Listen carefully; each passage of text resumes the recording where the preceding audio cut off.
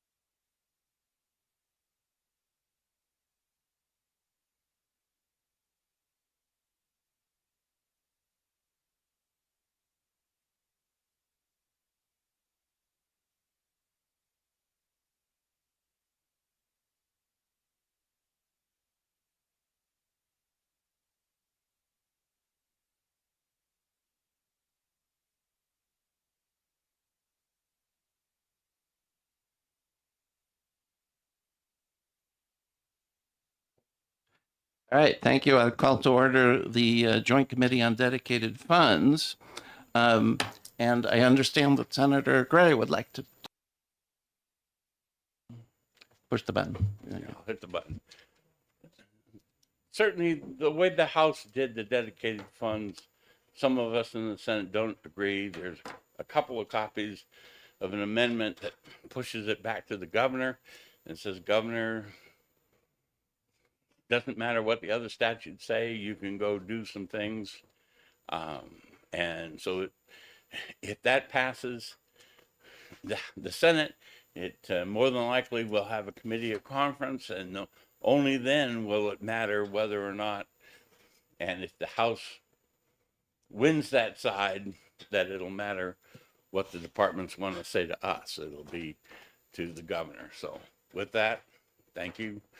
And So you've decided to do a back of the budget version of this rather than a specific, yeah, I understand. Third option is the dedicated funds, not the first option. Okay. Yes. So formally, I guess we will appoint Senator McHugh to replace Senator Gray. Yes. And Representative Weiler to replace Representative Janigian. Okay. So first thing is the agenda. I've had a number of additions. So after Pease Development Authority, we're going to add DES, DOT, and HHS. Is there anyone else present? So currently on the list, I have Department of Education, Veterans Home, Banking Department, Justice, Safety, Energy, Pease, DES, DOT, and HHS. Is anyone else present? I see a hand back there and a hand over there. To start with you guys. OPLC, so you'll be after HHS. Very good. And yes, I have you at also. Okay. All right. And behind you, insurance. Okay. And over on the side, insurance. Yeah, yeah. I see you. Oh, yes, sir. Employment security. Okay, you'll be at last after insurance. All right, so we'll try to go quickly. And then we also have some written. Submissions from DRA, Natural and Cultural Resources, Labor, Corrections, Agriculture, and then I want to add the treasurer as sort of a general cleanup for all of this, and then discussion and adjourn. Okay, any Representative Almy? Yes. You're going to be without a clerk, and I think maybe without a quorum at 11 o'clock. I am not taking my entire meeting away that I had scheduled. Okay, understood. I will. Do you want me to take notes from the beginning? I can do that. Okay. Yeah. Okay. Very good. All right. So, any other changes to the agenda? Nope, we're okay with that. All right. So let's start with the Department of Education. So the purpose of this meeting was in the version of the House Bill 2 that the House passed, we added a 5% administrative fee to a large list of dedicated funds.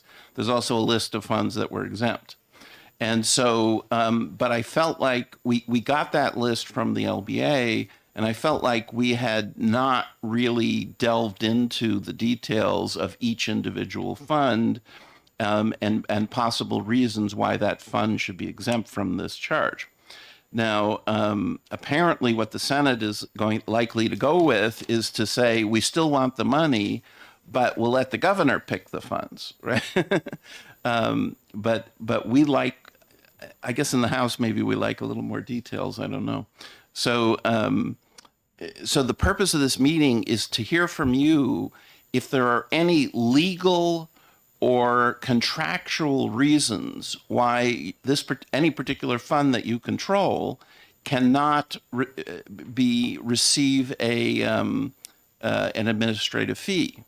I'll take it as read that you would all like more money in your dedicated fund, and therefore, you don't like having 5% less. But that's not the purpose of this. The purpose is if there's some legal or like I said, contractual reason that why we can't do what we're planning to do here. So let's start with the Department of Representative Almy. Yes. Is there or is there not an increase in the funds that received this, as versus the ones that I've been told about? An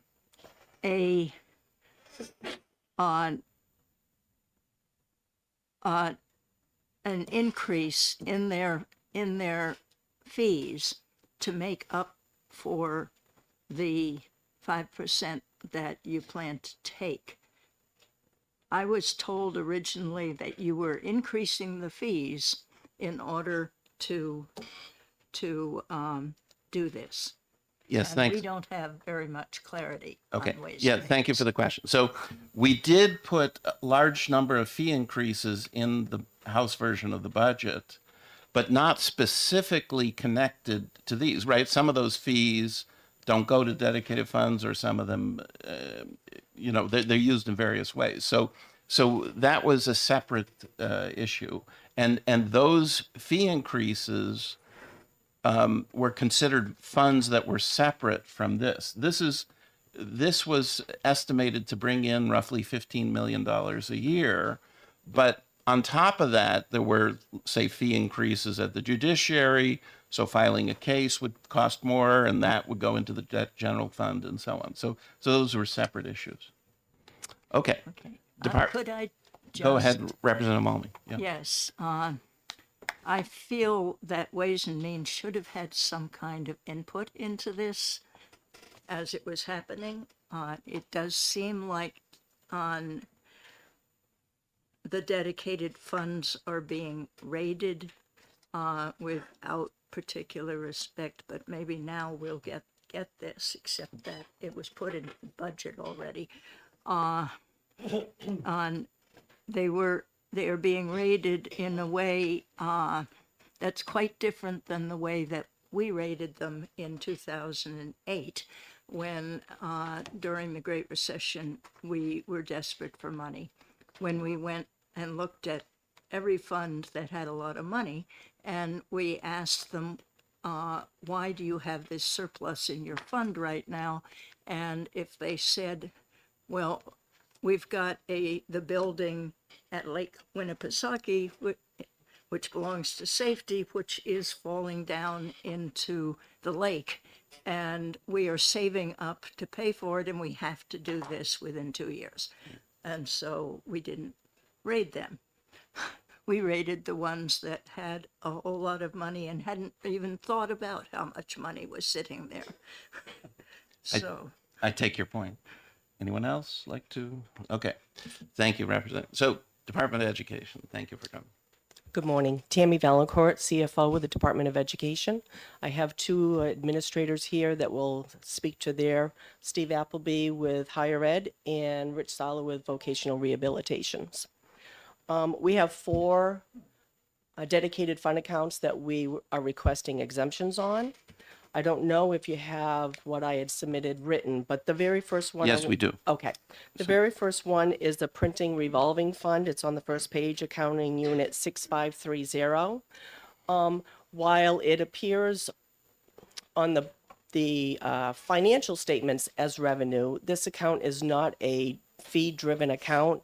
It is an account that was created to pay for our copier expenses. So as we incur expenses for the copiers and the paper, we transfer from federal funds, general funds, other funds into this account to support those expenses.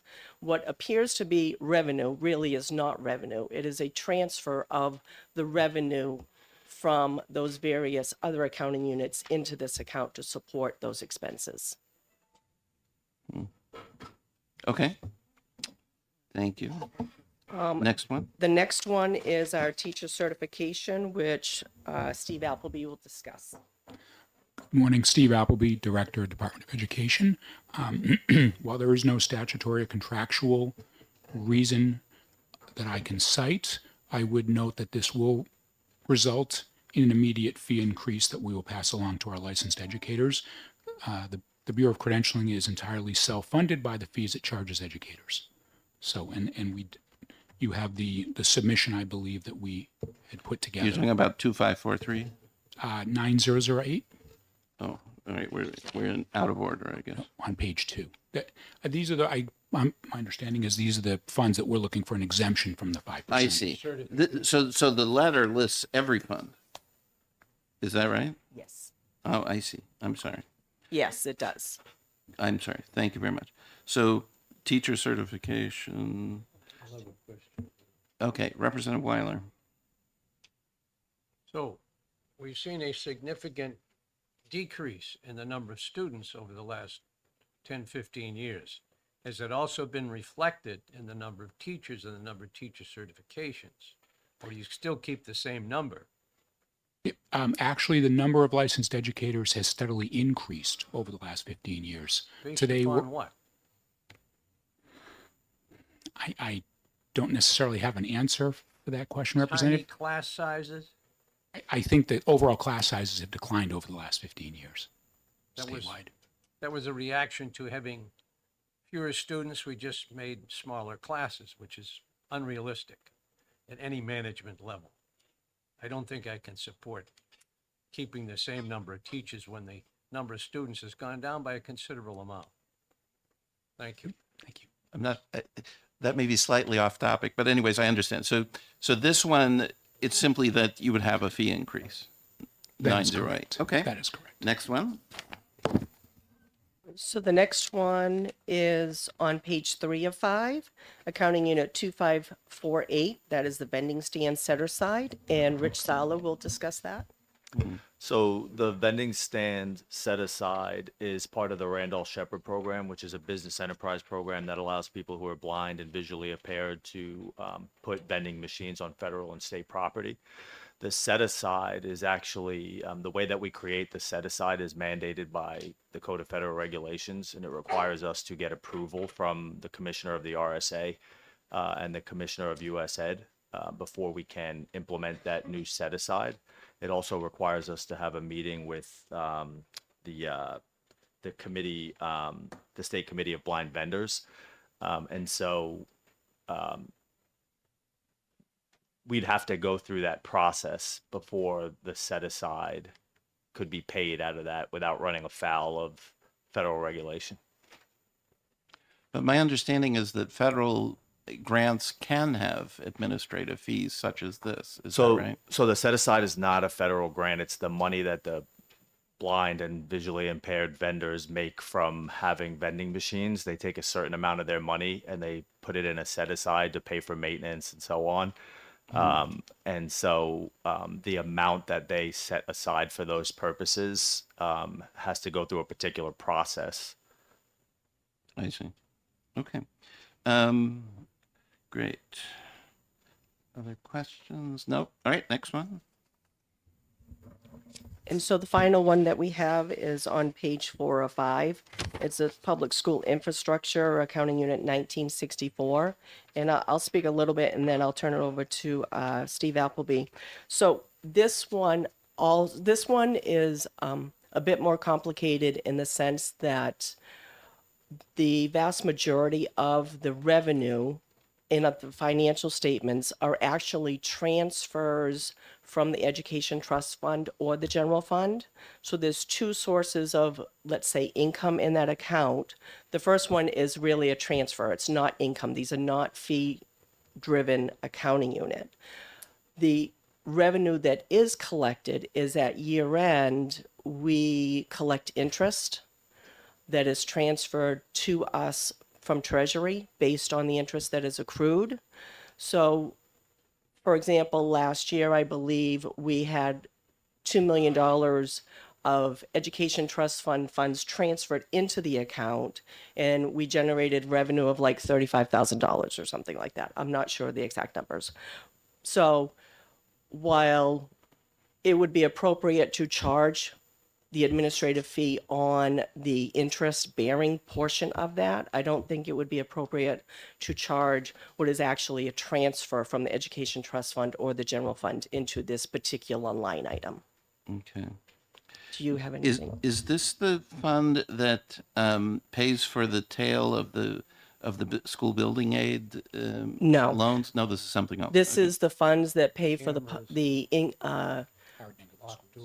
safety of the schools. Oh, I see. Gotcha. Yes, Representative Weiler.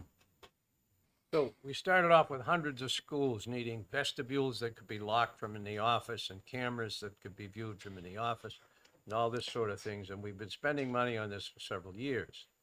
Is there a waiting list? What's the completion rate? Don't we have somewhere around 90% of these projects finished at this point, or what's the rate? Thank you. Thank you for the question. Director Davis, who oversees this fund, is at GNC right now, so she would have the answers to those questions.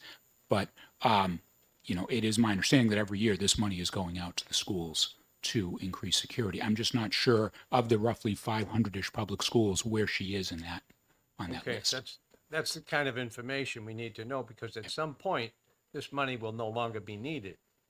So to say, oh, we need more, doesn't make sense. It's just a matter of how quickly these projects can be done and how extensive they are. I would think that by this point, we've completed the major projects. Thank you. And, Wait and to hear. if this fee goes forward, you would simply have fewer projects completed per year, right? I mean, it's, yeah, I would assume. I will ensure that you get that data okay. from Director Thank Davis. you. Other questions from the committee for the Department of Education? Nope. Thank you very much for coming. Okay, we are down. Veterans Home is next.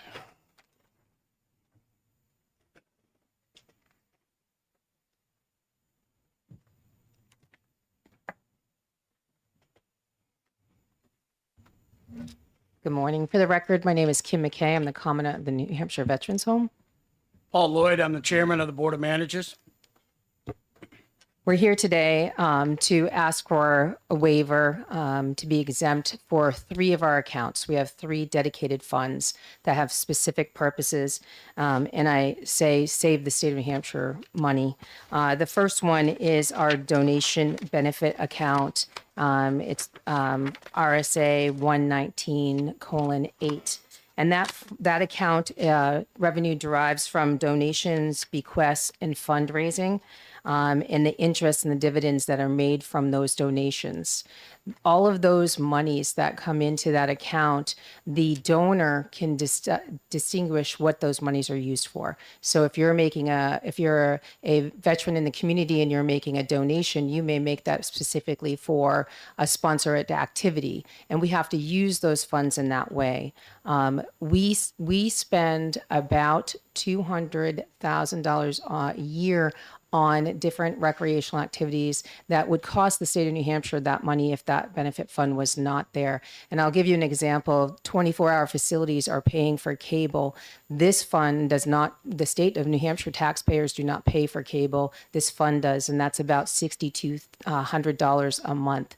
So if those monies were to start being, have a fee to them of 5%, I believe the donors in the communities would not be giving that money as freely as they do right now. The Board of Managers are, by law, the only ones who can decide how that money is spent. So each quarter, that Board of Managers is presented with how we're going to spend the money, what are we going to be doing for the veterans, what kind of projects are we going to be doing, and then they approve that along with the money that's been earmarked from donors. So I think that would significantly decrease our donations, the quality of life for our veterans. All of the activities are done. And I would then have to ask the next budget cycle to pay for many of the things that are paid for using these funds from the state funds. And the quality of life, I think, would be extremely affected profoundly affected if we were to tax that. Well, the concept here is, to some extent, there are administrative expenses associated with receiving donations, keeping track of them, making decisions, and so on, right? Mm-hmm. And so, anyway, so this could be appropriate. All right, next. The next one is the what we call the Guy Thompson Memorial Trust Fund. It's a restricted trust fund that was bequeathed to us. It is maintained by the Department of Treasury. The purpose of this fund is the interest that's made off that fund goes into the benefit fund and pays for things like Christmas for the veterans. This is a $15,000 trust fund that must always maintain the base. We are looking at probably a yearly, depending on our investments, $275 a year to $600 a year on the highest years. It's such a small amount, and to tax that, it's going to be directly taking from a veterans again. I understand. Okay, next one. The last one is essentially an income tax is what you're asking for. This members account, each resident, each veteran that lives with us has an account within this umbrellaed account. So that's where their retirement benefits come in, their Social Security comes in, their pensions comes in. They all have an individual account in this umbrellaed account.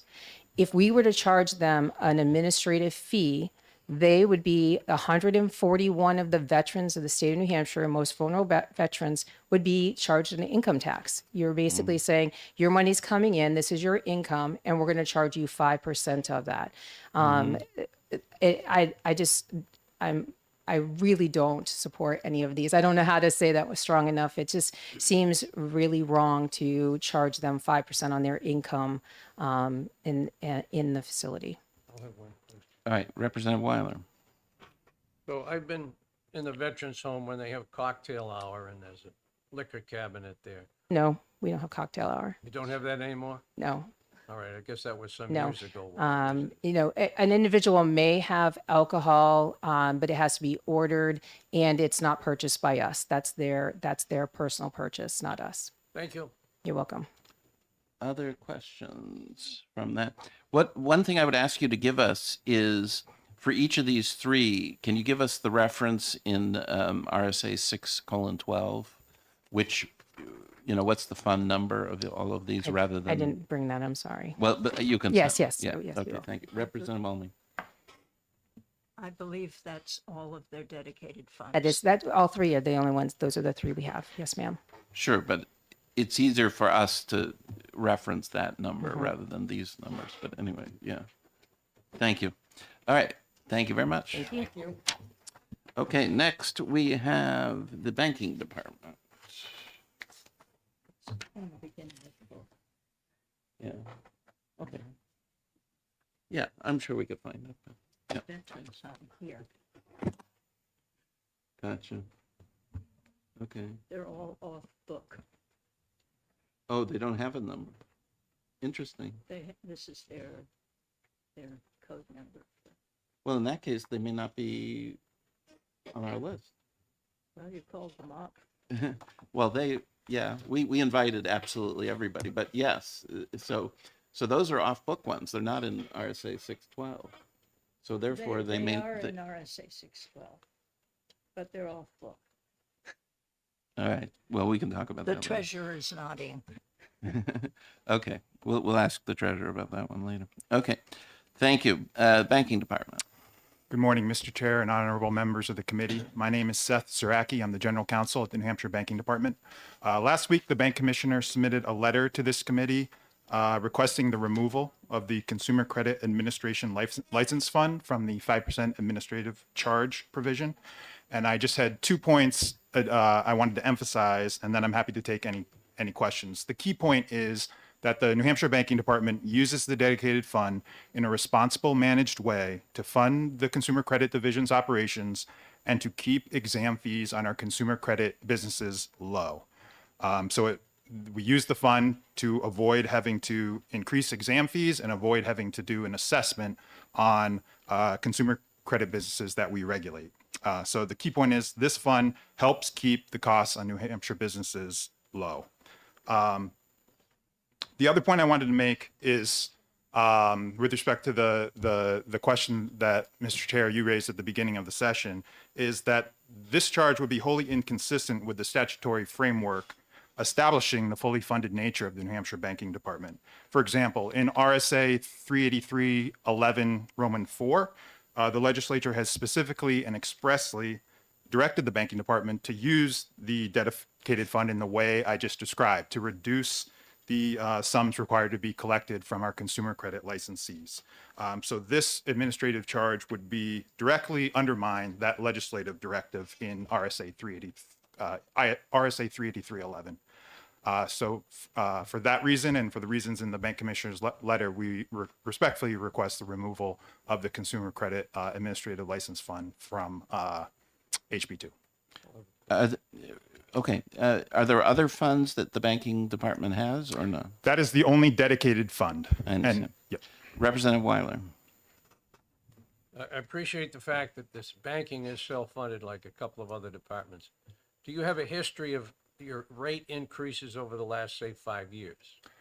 I don't have that. I'd be able to provide that. We were able to reduce the exam fees on the consumer credit entities within the last few years because of this dedicated fund and the monies in that fund.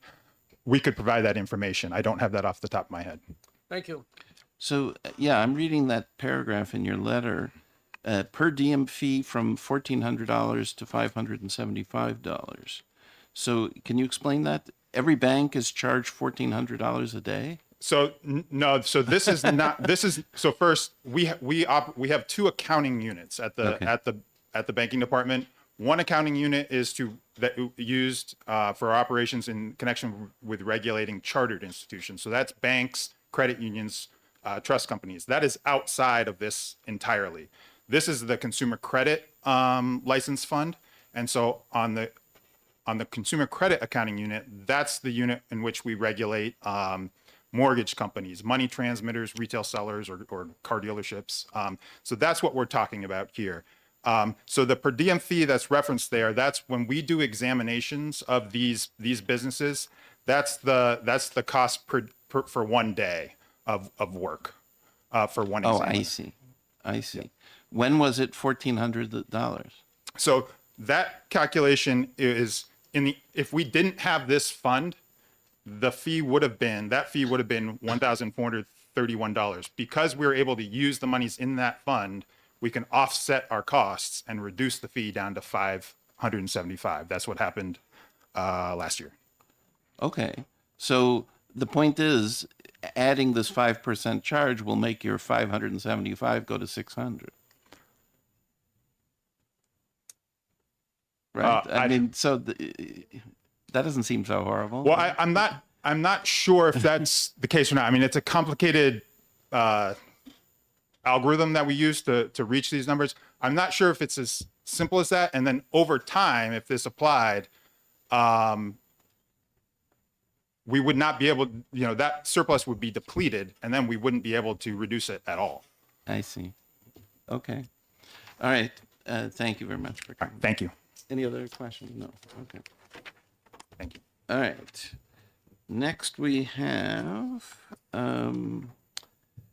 Department of Justice.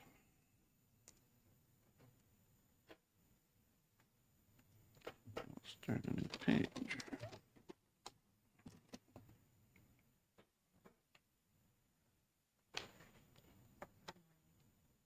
Good morning. My name is Kathleen Carr. I'm the Director of Administration for the Department of Justice. In our letter, we also listed all of our dedicated funds.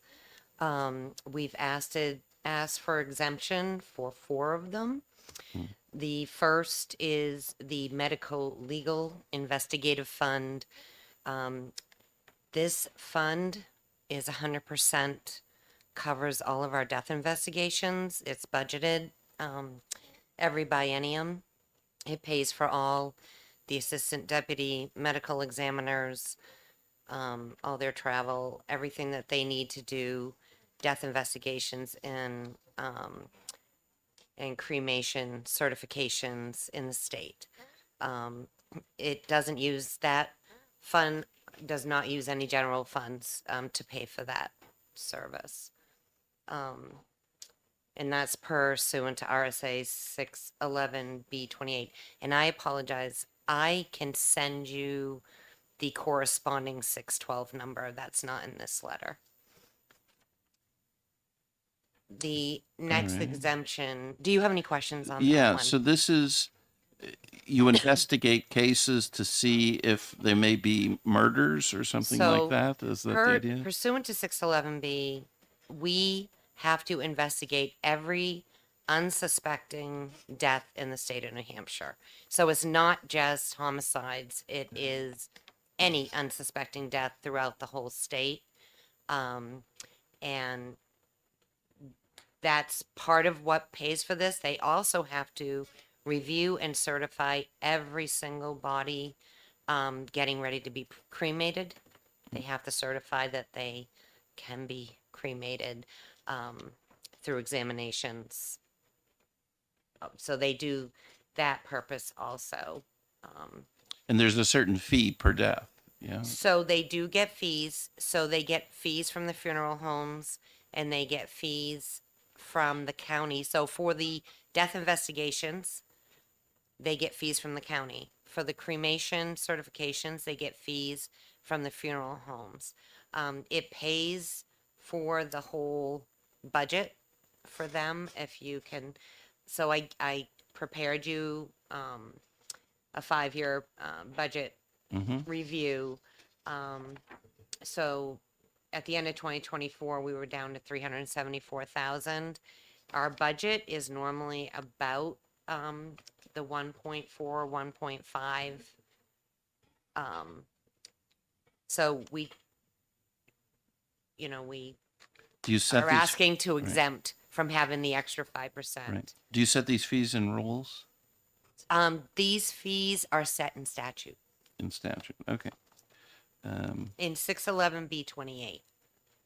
I have is the seen this in the statute. county budget. Some years it was zero. In the county budget? Yeah. I mean, it depends on the counties, who we are, where we have a death investigation. We only charge them for those examinations. Okay. Okay, thank you. And we didn't change the fee, 611B to colon 28 in House Bill 2, did we? We do have a request for fee increase because we are not going to be able to sustain this account I see. as it is now. So we did some projections.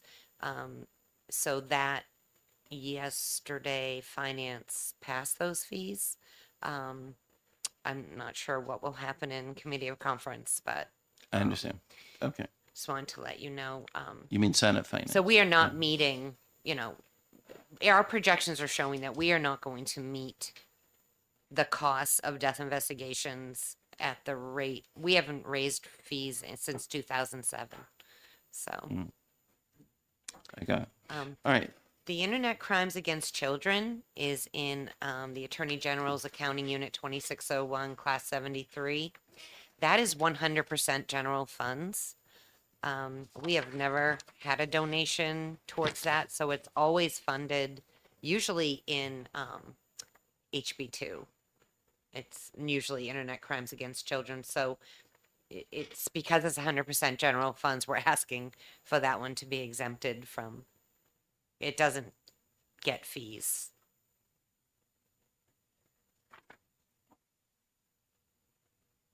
So this is general fund.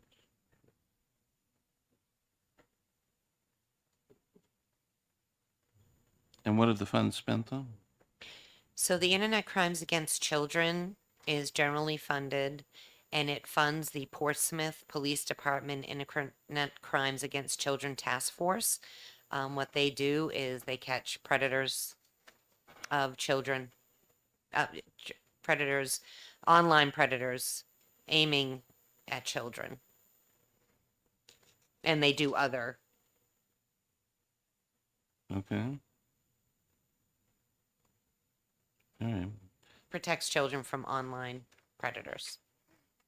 So the whole purpose, why is there a dedicated fund for this and not just a grant? This was Okay, put yeah. in as a dedicated fund and we I were gotcha. asked to report on it. So we do report on it, but it is 100% general funds. Gotcha. All right, thank you. Going next. All right. So the Victims Assistant Fund is accounting unit 8575, pursuant to RSA 106 L10, 16.67% goes into the Victims Fund. We are a payer of last resort to victims of crime. We pay for such things as funeral homes, mental health, any kind of direct service to victims of crime in New Hampshire, but it's a last resort. We have a 5-member commission and they review the applications, they vote on them. We normally spend between that and the administration of the fund, it's about $800,000 a year. As you can tell, our revenue has not quite met what we've been expending in the last couple of years. So taking additional funds is concerning. The largest thing that I want to point out is that we have about 11,000 approved claims. Each claim is about $50,000 cap. There's caps within caps within caps. So very seldom, very, very seldom do we ever reach that. But we're kind of vulnerable to those claims until for any, it has to be, we examine them to make sure any claim they put in has to be crime related. Has to be. It cannot be, you know, not crime related. It has to be within our rules also. But we do have these claims and they're for the life of the victim until they reach the cap. But like I said, very seldom do they reach the cap. I just wanted you to have that information. All right, Representative Walmy. Thank you. I think I remember that part of this comes from required restitution payments by people still in jail even. And the rest of it,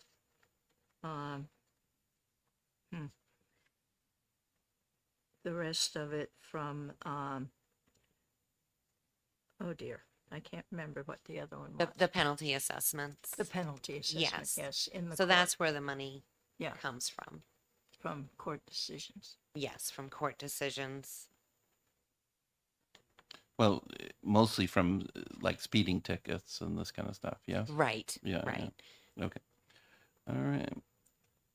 So, so this is right, restitution. Okay. The last one for we're asking for exemption is on page, well, it's on page, the bottom of page 4 to the last page. It's the federal equitable sharing. And the reason why we're asking for this to be exempted is because we're not allowed to use it for any other purpose but for the Department of Justice. I checked in with the federal, it's run by the U.S. Attorney General, and it is not, once they decide how you are to use the funds, you cannot use it for any other purpose. So this can't be used for administrative fees. We can't even use it for personnel. It has to be used. It's very strict of how we're allowed to use those federal funds. Which one is federal and which one So is state? 8070 is federal Okay. and 8500 is state. And then I supplied information on the other two dedicated accounts, the debt recovery and the state forfeitures, just so that you have the information. But we are not specifically asking for those to be exempted. So this isn't something where you can ask the federal government to allow. I did call. I Okay. did ask if a fee would be allowable. They said no. They said You no. can only use that for Department of Justice, and it's got to be like a software, hardware, equipment. It's got to be something tangible. So we're really restricted on the use of those funds, and we're getting to the point where we're not doing as many federal involved. We're not joining in with the federal government as much for these. So we only have sitting out in eShare 2 more pending. So I have a feeling that this is going to slowly go away. And sometimes those pending revenues, sometimes they'll go away, or when they come, it could be years before they're released from the eShare portal. So do you take part of this and give it to the police psychological So stability that's the state screening? forfeitures. So state forfeitures, Oh, we I are see. required by law, the first 100,000, which we normally in state forfeitures do not reach until May. Like we just reached our 100,000 mark because we have to take out any restitution. We get restitution too. So anything that's directly state forfeitures, we have to wait till we reach the $100,000 mark. We have to pay that out to police standards and training. So we see very little of those funds by the end of. I understand. And Yeah. where do you send the federal funds? The federal funds can only be used for the Department of Justice. Gotcha. Okay, And we're restricted on what we can use it on. I understand. All right, thank you very much. Okay, you're welcome. Okay, next we have Department of Safety.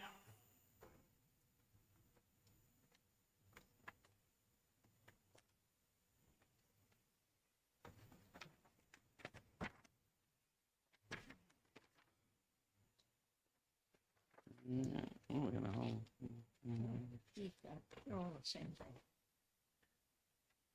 Oh, is this just the thing we already have? Yeah, actually.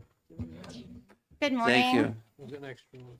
Yeah, go ahead. Put it over there. Okay. I'm Amy Newberry. I'm the Director of Administration at the Department of Safety. Would you spell your last name? Newbury. Vury. Okay, very good. This morning, I want to talk about 5 different funds, and starting on page 3 of the PowerPoint I just handed you. These are 2 funds that we want to add to the exemption list. The first is E911. This is a fund regulated by the Federal Communications Commission, the FCC. So this fund, to apply the 5% administrative fee, would be considered diversion. So an unallowable expense. So we want to make sure this one gets added. The other one is Watercraft Safety Fund, and that is AU 5001. This fund is from the U.S. Coast Guard. So this is also considered an unallowable expense. The implications of a 5% administrative fee on this fund would result in repayment, corrective action for noncompliance for an unallowable expenditure, and potential loss of this funding entirely. Gotcha. On So both of these essentially receive federal grants, is that right? Or no? It's not, so the E911 fund is a surcharge. So it's a surcharge on the your phones. So any wireless phone, any phone throughout the state. So any business line, and supports all of 911. The Watercraft Safety Fund, that is it's federal regulated regarding state collection of the boat registration fees. So I wouldn't consider it a grant. But somehow, you said it's state regulation of those. But so why is how is the federal government involved? There's no additional charges that it's regulated on what we can charge. So we can't increase fees for to account for an additional administrative charge. I see. The fees are set by the federal government, by the Coast Guard? Coast Guard. Yeah, I see. Thank you. Other questions? No? Very clear. Thank you very much. So the next 3 funds I want to talk about, we'd like added to the exception list. And I want to talk just briefly about why. So the first is the Fire Fund, and that's accounting unit 8275. So this is a fund that supports both fire standards training and emergency medical services and the fire marshal's office. This fund, even this fiscal year, we had to request a transfer just to support the health of this fund of, I believe it was $1.8 million. In the next biennium, we requested a $4 million support from the general fund. This is not a healthy fund. So an additional 5% would mean I'm back at fiscal asking for additional money. Or we would we'd be looking at reducing services and changing statute. Did, yeah, or reduce, right. Did fiscal grant you the $4 million? They did. Yeah. So fiscal, this past year, granted us the transfer of additional funds. The House and Senate supported, and the governor's office supported the general fund request of $4 million in the biennium. Representative Weiler. Go over again the source of funds. I believe it's insurance requests from insurance companies about driver's licenses and so on. That's correct. Those requests are less? They are. So we did in, I believe it was fiscal year 23, those, the charge on those transactions increased. And as a result of that increase, we actually lost entities. So we're at a point where we're kind of maxed out at what we can charge. So there, we lost vendors at that point. So we can't increase the fees anymore. So when you went up in the fees, people quit checking on whether someone had a traffic, record of traffic I defaults? can't say where else they went, but they're not coming to us anymore. There might be some other vendor. I'm not sure what's happening. We'll have to look into that. Thank you. Okay. Next one. The plate fund, that's AU 8107. And this is a fund that finances the production and distribution of license plates to 231 municipal agents in 14 DNV locations statewide. So this fund in the 26-27 biennium will also support the capital approved project for the replacement of plate production equipment. So it will support the debt service. So we want to make sure this fund stays healthy and can meet that that debt, but also through that plan is to support the reissuance of license plates. If you notice, if you're sitting in traffic at some point and you're looking at the car in front of you, you might see that license plate peeling. So there should be a plate reissuance. We've been looking at that for many years. And with this new production equipment, we can finally do that. So adding this 5%, we'd be pushing that back again. So we want to add this fund to the exception list.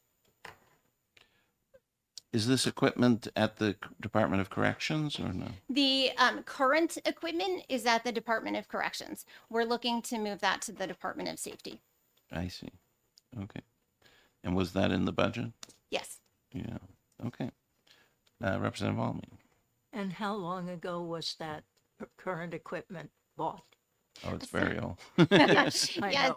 a lot of the current equipment is between, I think, 90 and 100 years old, and it is often failing. I think it just got back up and running after 3 to 4 weeks of being down. Gotcha. All right. The last is the next one. The last one is criminal records, and that's AU 4019, and this is a stable fund. It supports the expansion and maintenance of fingerprinting equipment statewide. These are, so we often get grant funds to cover live scan machines. And we actively put these live scan machines throughout the state so that folks that need fingerprinting for jobs, childcare providers, teachers, laborers, can easily go in their communities and access these machines. So we want to keep moving in that direction so that it's not a hardship to get a job. If we can't increase the fee, it didn't. This 5% didn't come with statute to change that, to pass along that fee to our customers. So the impact would be that we would reduce the live scans. We would reduce that moving forward. Because while we get the grant to have the live scan machine, the grant doesn't cover the maintenance of that. So we wouldn't be able to put that into our current budget. So that would be the impact. And we don't want to, we want to keep that moving forward for the folks in New Hampshire. Is the fee in statute or rule? It is. Yeah. Okay. And you didn't change it this year? No. Gotcha. All right. Looks like it. That's it. Thank you very much. Okay.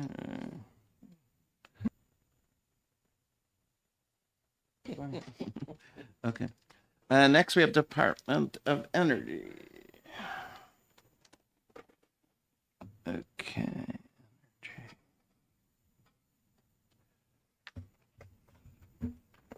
Good morning, Mr. Chair and members of the committee. My name is Meg Stone. I'm with the Department of Energy. The only fund I'm here to talk to you about today is the Energy Efficiency Fund.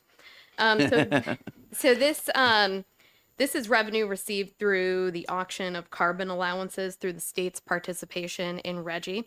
The department's not aware of any federal or legal obligations that would be impacted here. We're mainly asking for clarification given how the statute is set up.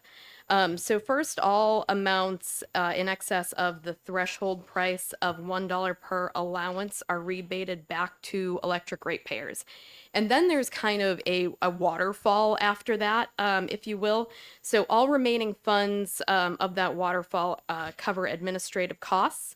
Then 15% of anything remaining are allocated to low-income energy efficiency programs, and that's mainly through NH Saves. $2 million allocated to energy efficiency programs for municipalities, and then anything remaining goes to the department's all fuels program. So given that waterfall, the department's mainly just looking for some clarification as to whether that should be spread across all steps of that evenly, or if basically the program should be zeroed out and then starting from the bottom and then meeting that 5% from there. Well, I think the way we wrote it was it's money going into the fund, right? So that would be revenue received, right? Mhm. At that point, it's 5%. Okay. Okay, but this is not the Renewable Energy Fund, right? It is not. This No. is the different one. This is Okay. different. Okay, I see. Very good. Thank you, Representative Almy. Okay. What's that? It's been interesting. Thank you. Okay, so so that was I see. So you're not saying that we can't do what we want to do Correct. here, right? I see. But yes, I think the way that the budget is written, it's the input, right, as it comes in. I assume you get this money not in one lump sum per year, but you get it Correct. throughout. Correct, yeah. Yeah. So that's what it would be. Okay. Okay. All right. Thank you. Thank you. Okay. Great. That was an easy one. All right, P's. We might actually finish. I didn't ask as many questions. No, that's fine. Let's go.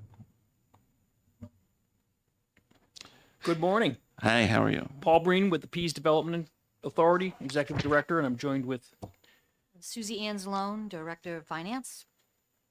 Okay. Paul. and I would like to reference a letter that Chairman Stephen Dupree of Yeah, the I have PDA that. Board Yeah. presented. And essentially, the Pease Development Authority Airport Fund was established under 12G, RSA 12G. And it goes back to the original public land transfer when the Pease Air Force Base closed.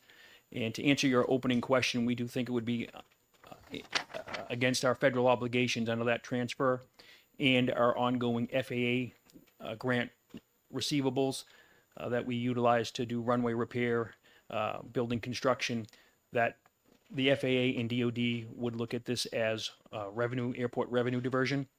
And we believe we would be in conflict with our federal grant obligations on both the original transfer of the property and our ongoing airport improvements that are federally funding. Have you talked to them specifically or no? Specific to this bill, no, but we have had other taxes in lieu of taxes in previous years that we have a very clear understanding of what they would recognize as revenue diversion. I see. Now, is all the funds in this account federal?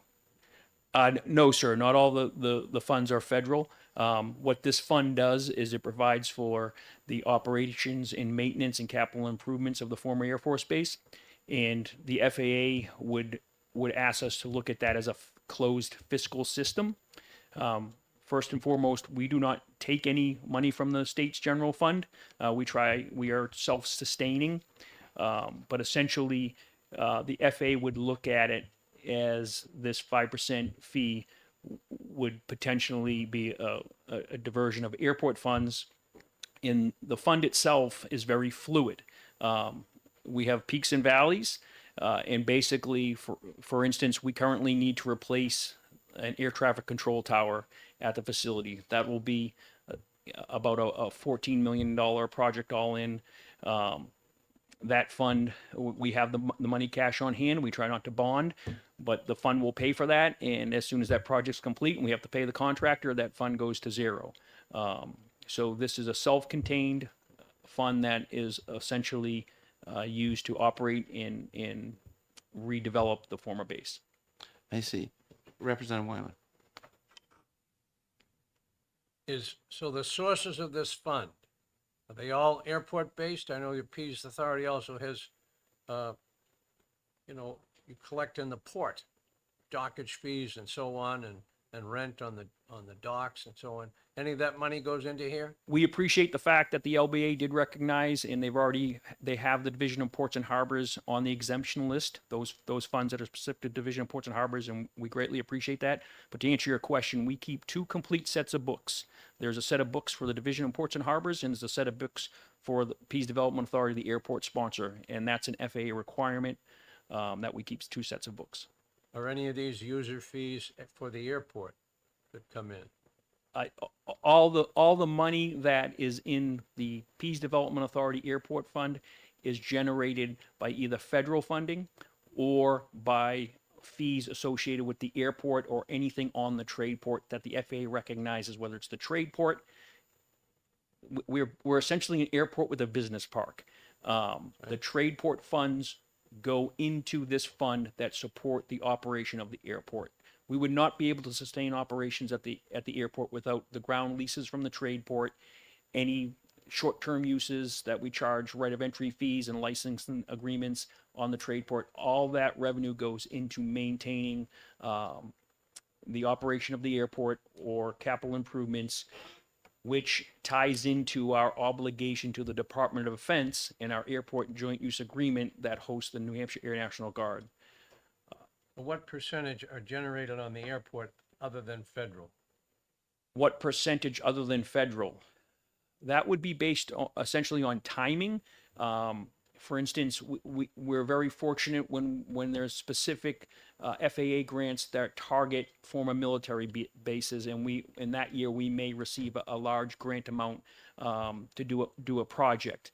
But I would say in general, the trade port and the non-aeronautical revenue makes up about 80% of our expense of our revenue at the airport. Thank you. You're welcome.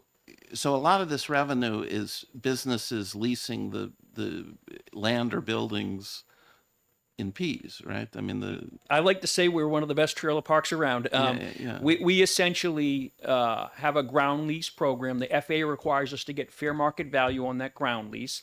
So we'll work with entities like Lonza and Sig Sauer, and they will put the capital infusion into building a building. Right. They bore all the expense for development of that building, and they pay a ground lease. Our current fair market value is $20,000 an acre annually. So off a 5-acre building, we make about $120,000, and that $120,000 goes into maintaining the airport, whether it's paying our snowplow operators to keep the runways open, mowing the grass around the airfield, or contributing to a project such as improving the air traffic control facility. Representative Weiler.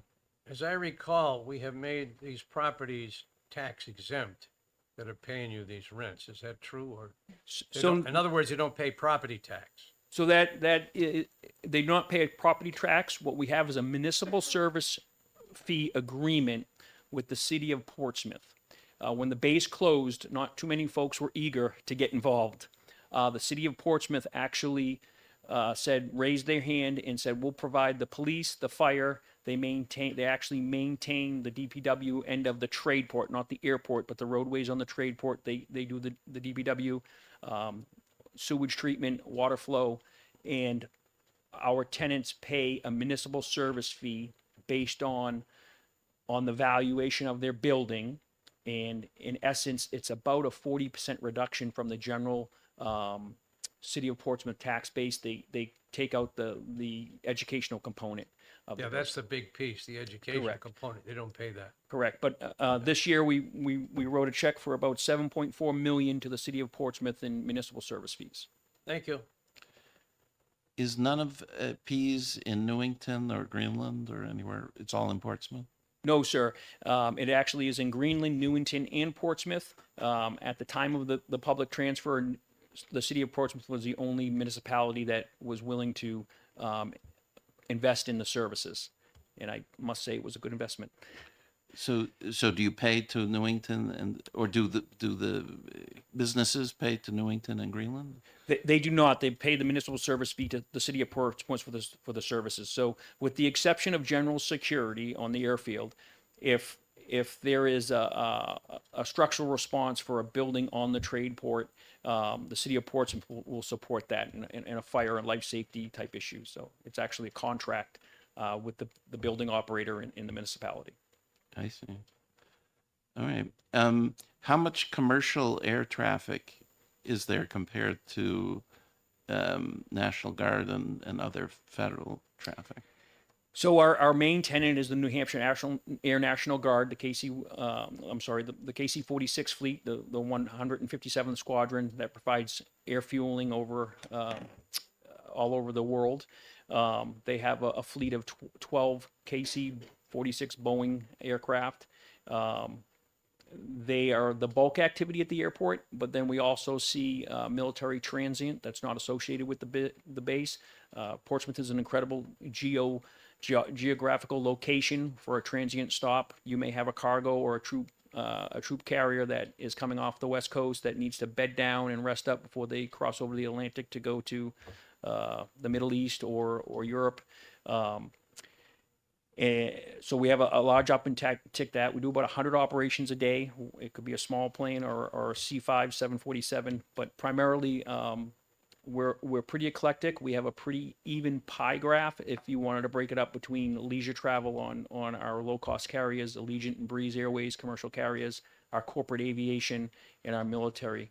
To answer your question, it is fluid. Obviously, there's a lot going on in the geopolitics of the world. We're extremely busy on the heavy military troop movement and cargo activity right now. But we have a steady flow of commercial activity, about 200,000 passengers a year. We like to think that we're saving Seacoast residents, 200,000 of them didn't have to go into stressful airport environments like Logan Airport. So we're proud to offer that service. But we're an eclectic. We handle everything from small Cessnas to the largest aircraft in the world. But those commercial people pay landing fees and things like that, right? So They do, and the FAA would recognize that at a publicly funded airport, those are fees for the system, for aviation, and that's where they would be conscientious of airport revenue diversion. yeah. So it seems to me like 80% of your ground revenue is primarily going to fund National Guard activities, yeah? I mean, National Guard and airport activity. I can speak for my boss when we sat and spoke with the FAA a while ago, and then Chairman Dupree said, we didn't get the best deal with P's. It is an extremely expensive operation to run, 2-mile runway that needs continuous maintenance. And we are fortunate that the predecessors did recognize you're going to need the non-aeronautical development on the trade port to support the level of activity at the airport calls for. yeah. All right. We'll think about this one. All right. Thank you. You're both welcome. All right. Next, we have new one, DES.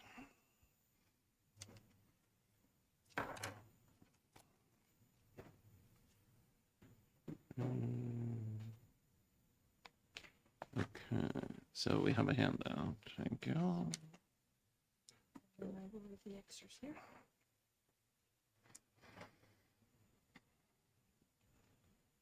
Good morning. For the record, I'm Adam Crapo. I'm the Assistant Commissioner at the Department of Environmental Services, and I have Sue Carlson here. She's our Chief Operations Officer. So what you have in front of you is we have 9 dedicated funds that we're seeking to exclude from the 5% assessment. Just for reference, we have over 40 dedicated funds that we manage here at the Department of Environmental Services. So the first 2 that you'll see on the list, in 612, it's item 35 and 45. These 2 are, we get federal grants to cover cleanup activities related to hazardous waste and leaking underground storage tanks. And what we do, we use that federal funding to do the cleanup work, and then we bill responsible parties, so the folks who actually caused a spill or contaminated some plot of land or something of that nature. And so we use that funding to recoup the costs that we've paid through those grants. So, you know, that having a 5% assessment for these 2 programs would be adverse to the intent of the federal funding, and they're considered program income under the grant. So it has to be used consistent with the federal requirements. And so that's why we're asking for those 2 to be excluded. Similarly, number 3, it's the Air Resources Fund. Those are our Title V air permits. Those are for, you think of smokestack industries. That funding that we get for those permits needs to be used for activities consistent with administering the program, because it's a federal requirement, and so we're asking for that to be excluded. Brownfields is another. What was that? Yeah, it's a revolving loan program. Excuse me. The revenue, so that's loans to communities and entities to clean up and develop uncontaminated sites, and it's a revolving fund, and so we get program income from those loans made with federal funding. And so that is another one that we're asking, because it's, again, that's considered program income under the federal requirements, and so it would be adverse to the federal program. The next one is the aquatic resource or the ARM fund. That is for permits. We, if you can avoid or minimize your impacts to threatened or endangered species or the aquatic resources, this fund is used to get mitigation payments to pay for projects in the same watershed as that specific project is affecting. And so developers pay into this fund, and we have an agreement with the U.S. Army Corps of Engineers. They're the ones who set out mitigation payment requirements. And so that is, again, it runs against federal rule or federal obligations with that agreement. The 6th fund you'll see is the Water Pollution Control Facilities Replacement Fund. That is for our Winnipesaukee River Basin, the wastewater treatment plant we operate up in Franklin.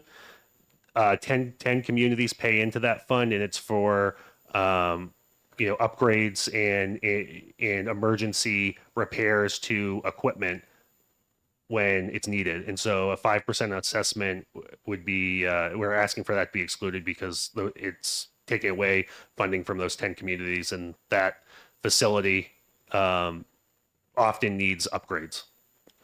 For the 7th item is the PFAS Response Fund. So that is a bonded appropriation already. So essentially if you took a 5% assessment from that, you would be bonding it. And so I don't know that was the intent of the 5% legislation. So we're asking for that one to be excluded. Explain that a little more. Sue, do you want to go into more detail on that? Yes. When the PFAS Response Fund was established, it was established with a $50 million capital appropriation from the state. So we are drawing down that capital appropriation to fund this program. So we essentially would be assessing ourselves. I understand. Okay. And then the last, Hold oh, on go a ahead. second. Representative Weiler. The penny per gallon on fuel oil that we charge coming into the state, which of these funds is that money going to? Yeah, do you want to go on that one? It goes into the hazardous waste cleanup fund, and to a certain extent, a small portion goes into the oil pollution control fund. But The first two on our list. the first two, but the predominance of that money goes into the oil fund, which is a program that we didn't have on the exception list. We have we have a number of funds with similar purposes: hazardous waste cleanup, oil pollution control, and the oil fund. The 1 cent that you're referring to, most of that money goes into the oil fund itself, not into the small percentage of it goes into oil pollution, and a small percent goes into hazardous waste. I thought the excuse for having that fund was the leaking underground storage tanks. Leaking underground storage tanks is the oil goes, that piece of it goes into the oil pollution control fund. But we have, there is an oil assessment, and actually it is under the waste management, the oil fund committee is actually asking for a rate increase in that. And so that we can put a little more, because what we collect for oil pollution is under the LUST program is not sufficient to cover the entire cost of that program. About how much is that tax on the fuel oil amount to? 12 and 12 cents, right? 12 and a half cents per gallon. 12.5 cents per gallon. Yeah. And so, Most of that goes directly right into the oil fund, which we use as the reinsurance program to cover oil spills. oil spills, but what is And- the total amount? About 14 million a year. Thank you. So it's about 4%, maybe. Something like that.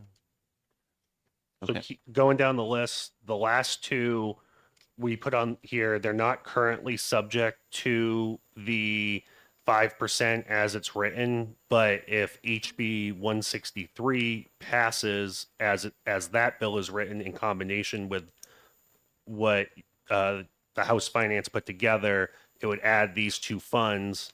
And so I'll go into a little bit more detail. The Drinking Water Groundwater Trust Fund is a fund that it's a settlement fund. We received the settlement through ExxonMobil for $385 million a few years back. That funding is administered by DES and the Drinking Water Groundwater Trust Fund Advisory Commission, and they decide which projects are funded to address contamination issues across the state. The issue is, because it wasn't counted in the initial revenue projections, I think, for your committee, but also there could be an issue because we are expected to get 55 million for public drinking water systems, and because that would be counted as new revenue, that would be subject to the 5%. And our concern with that is that it's already pennies on the dollar for what the public water systems have expended for PFAS treatment. And this settlement really ought to be going to drinking water systems that have expended funds to get down to the required federal requirements for PFAS compounds. And so that's our concern with that one. And then the second one are the Water Resources Project Custodial Funds. Those are 7 dams that we have, and the funding that we get through that is for operations and maintenance. And as you may be aware, we are currently struggling with the operations and maintenance of dams statewide. This is only for 7 of them, and so we want that one to be excluded as well. And so that kind of rounds out the list, if you will. Representative Weiler. We've had claims from both DES and Fish and Game claiming that they maintain dams. Who does? Fish and Game owns dams. Our staff typically maintain. It depends, but we maintain quite a few of the Fish and Game dams as well. When I say state-owned dams, the state owns 276 total dams. Most of them are owned by the Department of Environmental Services. However, there are a number, and I'm rounding. I believe it's around 100 that are owned by other agencies, and we assist with maintaining those. Thank you. So on this dam thing, the I understand they'll be moved to 612B as part of the cleanup of the list of funds. But there's still ongoing fees for these particular dams. Is that what you're saying? Yes, it's water user fees and licenses. The two biggest ones are the Connecticut Coas Murphy Dam, that's a hydro, and the Winnipesaukee Dam. The other five are very small dams that we inherited when the Water Resources Corporation was first established in 1935. And then it moved to the Water Resources Council, and then it moved to the Water Supply and Pollution Control Commission, and then it became part of Environmental Services. These came with their own funds, and the remaining Muskoma, Newfound, Piscataqua, Squam, and Sugar River are very small projects, as they're referred to in law, and live on less than $10,000 a year of revenue. But who sets the fees for these things? These are set in long-term 50-year lease agreements. Oh, by I us. see. Gotcha. Okay. Very good. Other questions? No. All right. Thank you, guys. Thank you. Next, we have DOT.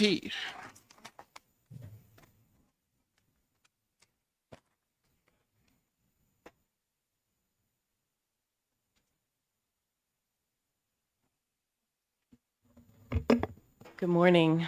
Hi. Danielle Chandonnet, Director of Finance for DOT. Great. I wanted to ask a clarifying could you- question on the language first. Could you spell your last name? Sure. CHANDONNET.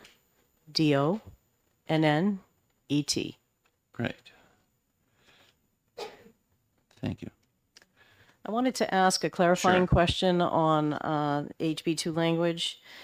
It says it says revenues generated or deposited in the fund, and I wanted to clarify what that meant. Is that new revenues starting in fiscal year 26, or is it all revenues, as in the balance of the funds?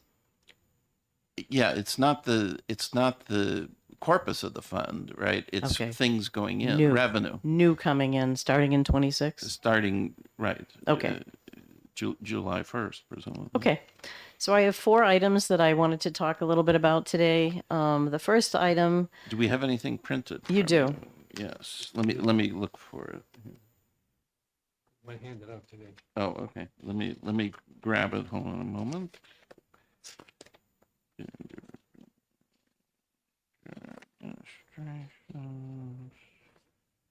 Ah, here it is. All right. Thank you. Go ahead. okay, so the first item is it comes from RSA 612. It is item 193, and it is monies deposited into the highway surplus account. And the legislation on that is the Constitution, New Hampshire Constitution, Article 6A. It prohibits the diversion of excess revenues from all of these fees that we show here, and limits them only to the construction, reconstruction, and maintenance of highways and associated debt for the highways. Of course. Okay, good. So that's the first one. The second one has to do with, the second one is item 151 in RSA 612, and it's monies deposited into the Special Railroad Fund. The Special Railroad Fund pays for all maintenance and repairs on state-owned rails. The funding sources are fees. They're listed here. So there are some fees from that we receive from the freight rail operators and from excursion railroad operators. Those dollars are used to reimburse. It feeds the fund, and then the operators are reimbursed for any repairs that they do. There is a long list of deferred maintenance. And it would just, I think, increase, without an increase in fees to either of those operators would result in additional deferred maintenance. How are these fees set? I am unsure, so I will have to get information for you. Okay. I don't have my technical person here. Yeah. So how long ago? It's probably a long time, but I will get that information for you. Right. So a possibility here would be raising fees, right? Yes.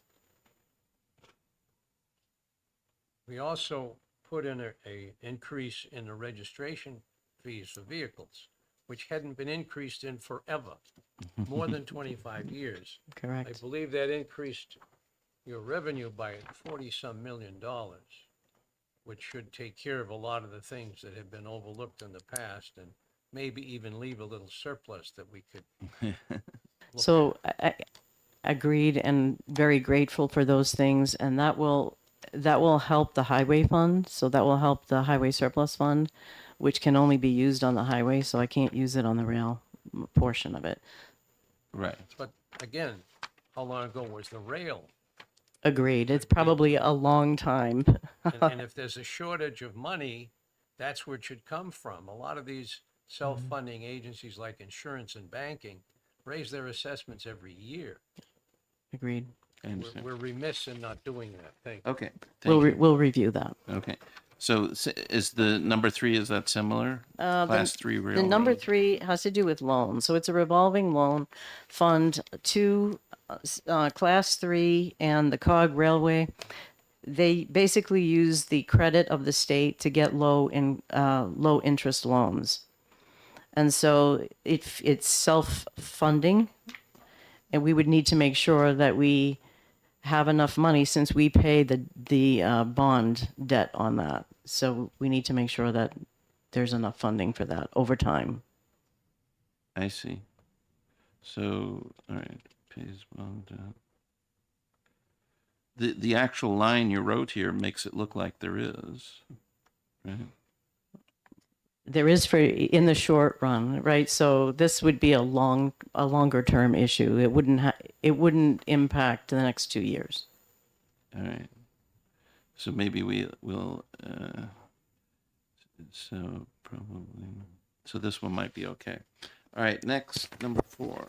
The last one, I don't have any laws on, but I will tell you it is the Public Employee Memorial. And the revenue generated from that are really memorial donations from individuals who have lost employees in the line of duty while working for the state. And it pays for their names to be added to the memorial, et cetera. And so it's more of a look than anything else. I understand. So this is a tiny amount of money anyways. Yes. Okay. Very good. Thank you. Thank you for coming. All right, HHS. This again was a late submission. Yes. Yeah, let's get some. Oh, thank you. You got one.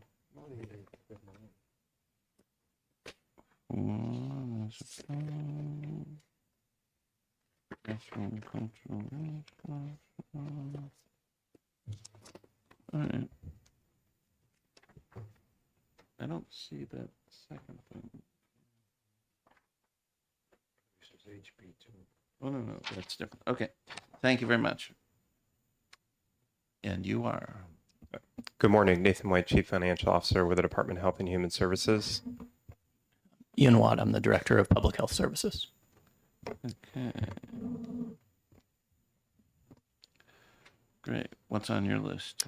Right. So the Department of Health and Human Services, we have about 40, just shy of 40 dedicated accounts. We reviewed the accounts that were exempted and those that were not exempted, and we identified 4 that should likely, based on the criteria that you had sent out, should be considered. The first two are federal programs. The first is the Ryan White HIV/AIDS program, through which we receive rebate revenue in the AIDS Drug Assistance Program Fund dedicated account. There are federal restrictions on those dollars, directing that those funds be used to benefit the program. In a similar fashion, the WIC food rebates program as well, we do receive rebate revenue there, and there are also similar federal restrictions on those funds in which the funds that are earned must be used to support the program. The third row there, this is the grant in aid to healthcare providers dedicated fund. This supports the state loan repayment program. Back in 2015, Chapter 263 laws of 2015 was passed, and that was part of, there were dollars that was placed into an escrow account as a relative to the dissolution of the New Hampshire Medical Malpractice Joint Underwriting Association that were deposited in there. So based on my reading of the HB2 provision, there's no new revenue being generated there since the revenue has already been deposited and sits there. We thought that would be considered for an exemption. The last... So this one, it doesn't matter, right? Because if there is no revenue, then there's no fee. Correct. It's more of a technical consideration. We did communicate with the Department of Administrative Services, and they said that we wouldn't expect that to be subject to the revenue, but we just wanted to make sure it's clean. That's all. All right. The last item, the last dedicated fund is the Public Health Services Special Fund. This is a fund that is used to support the food protection program. These are the individuals that go out and license restaurants, inspect health safety code. This dedicated fund, this is a bit of a unique situation in the sense that there are currently 4 revenue sources that are deposited into that fund. And there's milk licensing, restaurant licensing, beverage and bottling, and shellfish fees that are deposited in there. The restaurant licensing fee revenue, that comprises the bulk of it. However, there is already a statutory law in place that only allows $300,000 up to a maximum cap of $300,000 to be deposited into that fund. The remaining dollars are already swept and go back to the state as unrestricted revenue. So what that effectively amounts to, and again, and this depends on how you look at it, but when I was looking at it, effectively amounts to about a 70% effective surcharge that we already see on that fund today. It doesn't quite fit into the box of what we're talking about here today, but we wanted to bring it up for consideration. We've left out from this file as far as the impacts. The impacts, of course, would be the staff necessary to inspect food and safety. I understand. Okay, that is a good one. All right. Representative Wiley. Thank you. Director White, you're one of the few come before us that has a complete picture that I can ask questions on. So you said there were 40 funds, Approximately. and the 36 of them are already exempted in the first review of this? A number of them were exempted. The ones that we felt that were appropriate, many of the ones that we felt were appropriate were exempted. There are a number that were not exempted. That we, based on the criteria that you sent, we did not bring forward for consideration. A couple dozen that would be subject to it. So there's a couple of dozen that we're not discussing in this. You say the money can be taken, and it's not an argument. Based on the criteria that was sent out in the communication, we didn't bring that forward because it's effectively a reduction to those program areas. I was fearful that every one that we were tapping was going to come in and say, no, you can't. So there are some that there's no argument. Thank you. Yep. Yeah. Okay. Very good. Anything else? No. Good. Thank you, gentlemen. Okay, we have OPLC. OPLC.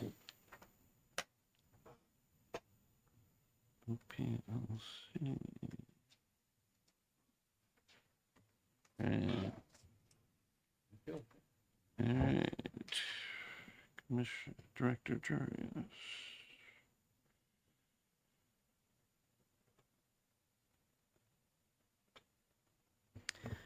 Good morning, still morning. Thank you. Just for the record, my name is Deanna Juris. I'm the Executive Director of OPLC. I will be quite brief. The OPLC is entirely self-funded by a non-lapsing dedicated fund, and the office is also responsible for the administration of the New Hampshire Health Professionals Program Administration Fund. So I just have 3 pieces of information based on the criteria, the questions that you had asked. So the first is the basic premise of the OPLC funding structure is that licensees are charged a fee for a property interest, mainly their license, and the regulation of that property interest. And using even a fraction of that fee for any purpose other than the regulation of the license negates the principles that undergird the whole system. Taking any amount out of the OPLC dedicated fund to serve as unrestricted revenue as proposed would be a violation of 310.52, which requires, and I don't need to read the statute, but it lays out specifically, this, you pay all your costs and salaries, any remaining funds are used for capital expenses, and any excess funds are used to reduce licensing fees. So anything other than those 3 would be a violation of the current statute. So in addition to the principle, there's a statutory violation here. And then the third note is just as currently drafted, the second fund that I referenced, the Health Professionals Program Administration Fund, is exempted currently, but it has an incorrect statutory reference. So just for your note, the establishment of that fund is contained in 310.5 Roman 3, not 310-A:1-E Roman I-A. Which was repealed. So that's Roman 2 QQ of section 445 in the text of HB2 is amended by the House. So would just recommend updating that reference. Okay. So, I mean, at one time, fees were like 125%, right, of costs. And then there was money going to the general fund from these kind of fees, right? So in some sense, this policy is going back in that direction. Right. So I suppose the question was, are there any statutory obligations that are opposite of this? And it is clear. I'm not saying this legislature could not change the statute. Obviously you could, but you would have to do that presently, or otherwise we would be in violation. And I think the policy consideration was that at one point this office started with a balance of $0 on July 1 of the fiscal year. And we were in the red making payroll for several pay periods, which seems like no one would run a business that way. That's quite inefficient. So that was the creation of the non-lapsing fund in general. And the dedicated fund is just to say it's only that property interest. There's no tax. There's no additional fees that are going for any other purpose. And so it's very isolated in that way. Again, that's a policy decision. That's what we carry out. I mean, I would think of this as we're asking you to raise these licensing fees 5%, right? I mean, which is under your control. Right? I heard some of the discussion earlier. I think the agencies that you referenced don't have to come and ask the legislature to raise their fees. They have authority within their existing laws and rules that they can set them. When I have to come in public and ask 424 of you, it doesn't go very well. And so I think that's why some of these fees have not been raised. Every fee that this office uses, which is its sole source of funding, is set in rule. And that is an arduous process, very political. And so it's not just agencies that are the reason these fees have not gone up. I would say even those proposals have to be considered. So it's an issue with Jelcar. In my case specifically, I spend time with Jelcar, but we all also work for an administration. So there's a number of people who weigh in on these decisions. Yep. Gotcha. Thank you for that information. Thank you. Very good. All right. Thank you, Director. Okay. Next, we have insurance. Get treasure, okay, insurance.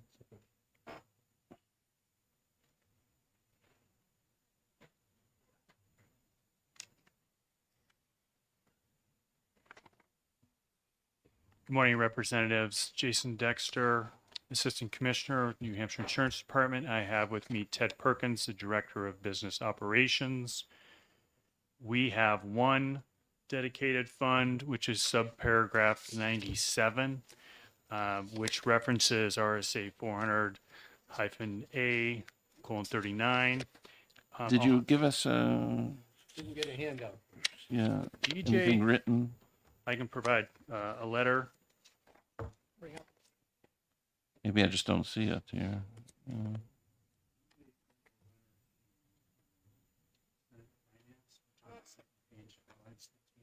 Okay.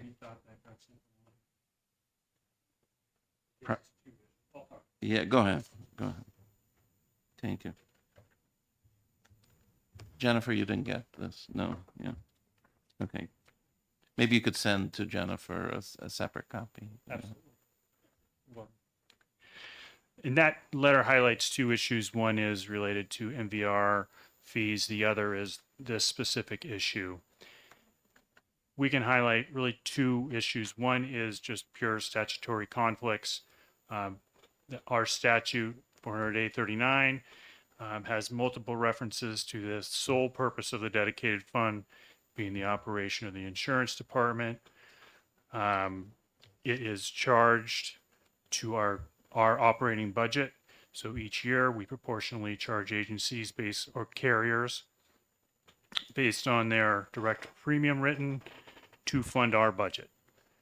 There is also in there a specific site that any available funds will be used to offset the next year's assessment.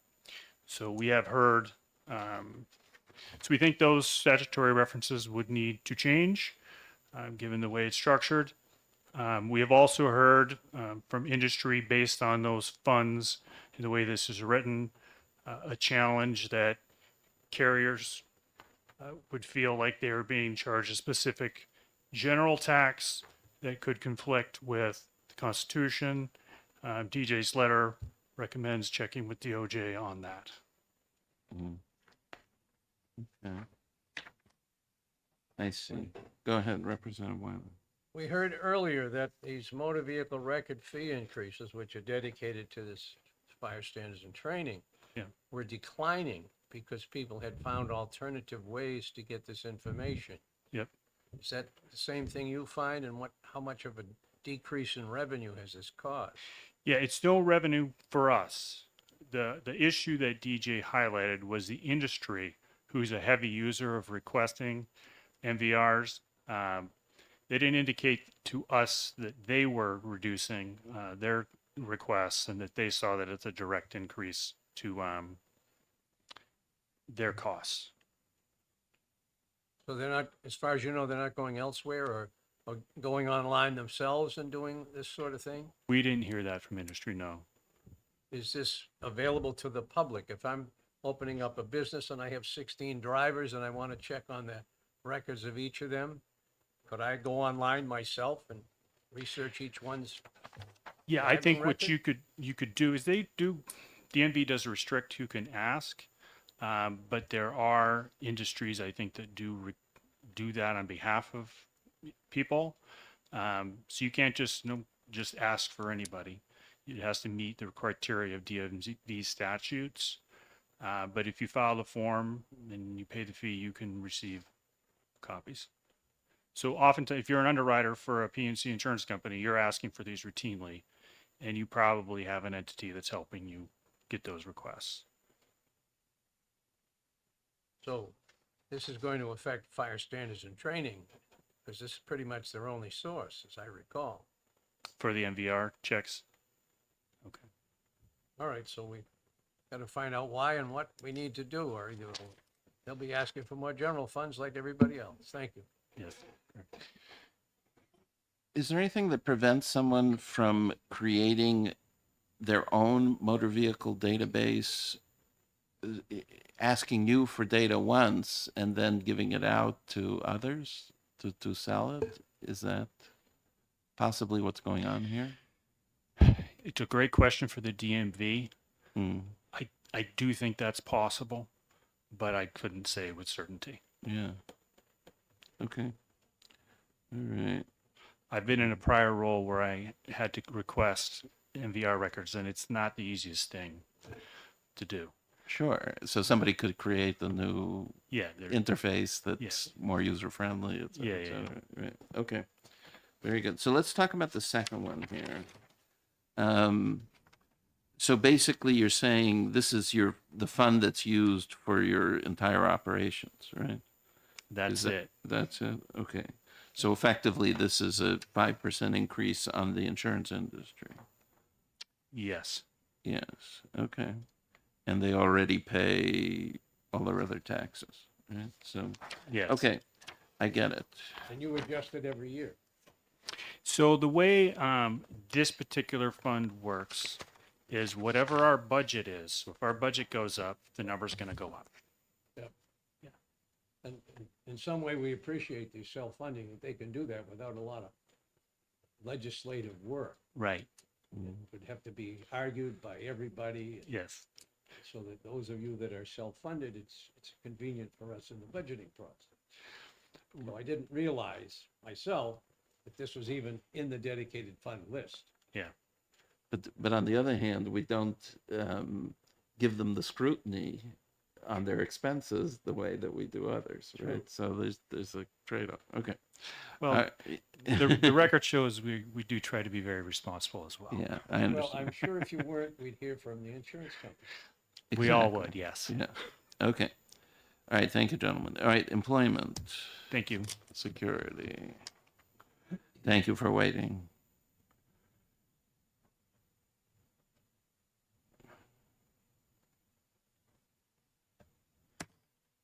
Good morning. Richard Lavers, Deputy Commissioner with Employment Security. You do not have anything in writing from the department, but we will Okay. get that to you. I apologize for that. There are 5 dedicated funds that involve the department, the first 2 of which the proposal already exempts, in my opinion, for good reason. So one of those is the Unemployment Compensation Trust Fund that receives employer tax payments, and the federal government only allows dollars going out of that to pay benefits. So that's already been exempted. That's found in 612 at paragraph 100. Say the name of it again? The Unemployment Compensation Trust Fund. Yeah, it's if you just wait a moment, I'm going to find your page in our book here. There it is. Okay. Right. So looks to be like you have 6 funds, not 5. There might be an additional one affiliated with paid family medical leave. It's 212, 213, etc. I'm sorry, 112, 112, 113. Yeah. Okay. So, I didn't realize all the other members had left. yeah. Yeah, they got bored, I guess. All right, so unemployment. So we're talking about Fund 99, Unemployment Compensation and Employment Service Administration Fund. Yes, or no? No, that's the second one that you exempted. The first one was Fund 100. Okay, 100. Okay. The second one that you exempted was 99. That was the Unemployment Compensation and Employment Services Administrative Fund. Right. So those are Already. all federal grants that are received Right. to administer those programs. So both of those are exempted. The other 3 that I have on my list, one of which we've had conversation before, Representative back. Job training. Job training. The first one I'll talk about is Fund 98. So that's 61298. That is the contingent fund, 282A 140. That fund receives a portion of employer unemployment tax payments. And the purpose of that fund is to support the administration of the department. So essentially picking up where the federal grant dollars fall off to support the network of New Hampshire Works offices and the staff that are out there providing services to job seekers and employers. That fund, the way it is set up, it is somewhat complicated in how the money flows through that. The legislature back in 2019 increased the mechanism for the revenue going into that fund. So previously, that fund received the revenue derived from the first 0.2% of an employer's unemployment tax rate. In 2019, the legislature increased that to the first 0.4% of the revenue derived from an employer's tax rate. The department at the time was very cognizant of wanting to not only maintain the appearance, but the actual reality of the amount of administrative funding it had access to. And it included language in the statute that limited the amount of administrative funding it could take for support of the department to the same amount it would have received had the rate remained at 0.2. So essentially, the department carved itself out from any benefit from the change in the rate. As a result of that, there is about $20 million, or just under that, that was collected from that in 2024. About $10.5 million went to the department for supporting operation, and $3.5 million of that went back to the Unemployment Compensation Trust Fund. So it waterfalled back to the account that is in the 612 statute at paragraph 100, which you have exempted. The reason for waterfalling back to that fund is that employers receive a reduction on their unemployment tax rate, their payroll tax rate, when that fund reaches and maintains certain milestones. So that waterfall then helps the fund achieve those milestones, keeping employer tax rates low. So the portion of that fund that is utilized by the department goes to support workforce-related programs.